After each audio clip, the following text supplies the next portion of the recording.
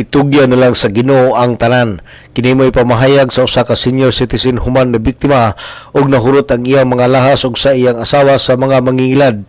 Niadtong adlaw Martes, Abril 21 ni ining tuiga, matud pa ni Bilio Lagunda nga gikan siya ning syudad sa Osamis ug sa paghidangat niya sa iyang panimalay sa sitio Giraog, Barangay Kinuman Norte, pagkataod-taod na hidangat usab ang giingon nga duha ka tawo nga mao'y nag-ilad kaniya.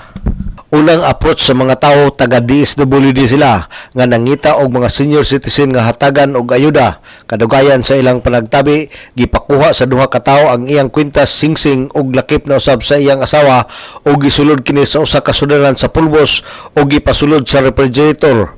Usa daw kini ka pamaagi nga malimpyo ang maong mga alahas o paglabay sa pila ka minuto, nakalakaw na usab ang mga tao, ila kining gikuha sulod sa refrigerator ug ilang nakita nga ang sulod sa sudaran sa pulbos sinsilyo nga 3 pesos.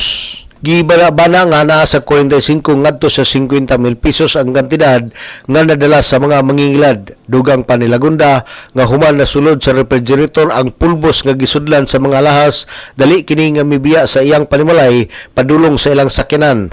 Human niadto wa na ikita ang maong mga tao. Alang sa DXDD Radio Campana, ang radyo sa simbahan, WD45 Dudong Bargaminto, muduyog siya ka 75 nga jubileo sa simbahan sa Archdiocese sa Osamis Danag, Sanakbayan.